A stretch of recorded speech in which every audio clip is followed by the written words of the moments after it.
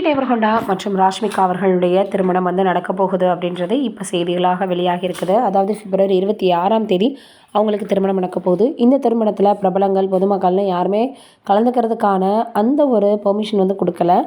இவங்க ரொம்ப தனிப்பட்ட முறையில் இருக்கணும், நம்மளுக்கு ப்ரைவசி இருக்கணும் அப்படின்றதுனால யாருக்குமே அழைப்பு விடுக்காமல் பிரபலங்கள் கூட உள்ளே நுழைய முடியாத அளவுக்கு பவுன்சர்கள் எல்லாம் வைத்து ரொம்ப அவங்கள சுற்றி வந்து பார்த்திங்கன்னா ஒரு பாதுகாப்பை உருவாக்கியிருக்காங்க. அதோடு வருகிற February 26 திருமணம் முடிச்சுட்டு அதற்கப்புறம் மார்ச்சில் வந்து 4 அவங்க ரிசப்ஷன் வைக்க போகிறாங்களாம். அப்போ எல்லோரையுமே அவங்க வரவேற்பு கொடுத்துருக்காங்க, அழைப்பு கொடுத்துருக்காங்க அப்படின்ற மாதிரி செய்திகள் வெளியாகி இருக்குது.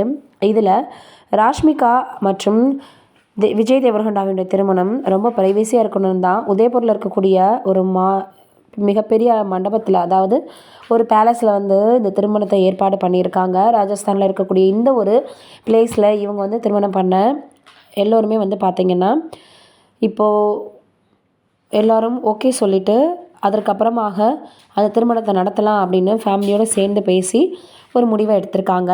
இதையெல்லாம் தாண்டி இப்போ விஜய் தேவர்கொண்டா அவர்களுக்கு எவ்வளோ வந்து அவங்க சீர்வரிசை வைக்க போகிறாங்கன்ற செய்திகளும் வெளியாகி இருக்குதான். இது ஃபோட்டோஸாகவோ இல்லை வந்து பார்த்திங்கன்னா வீடியோவாகவோ வெளியாக சான்ஸே கிடையாது. கிட்டத்தட்ட 1000 வந்து பார்த்திங்கன்னா அவங்களுக்கு சீர்வரிசையாக 1000 தட்டுகளில் வைக்கணுன்ற மாதிரி எல்லோரும் பேசி வந்துட்டுருக்காங்க.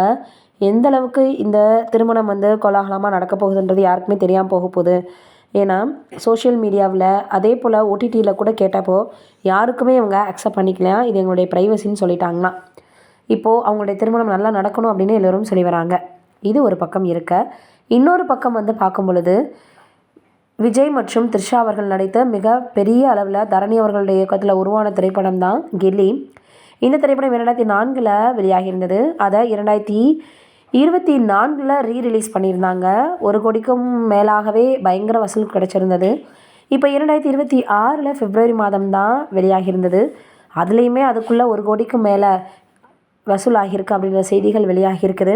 இன்னும் எந்த அளவுக்கு போக போகுது, எந்த அளவுக்கு வசூலை வாங்கி தரப்போகுது அப்படின்றத நம்ம வெயிட் பண்ணி தான் பார்க்கணும். நீங்கள் என்ன நினைக்கிறீங்கன்னு கமெண்ட்டில் சொல்லுங்கள்.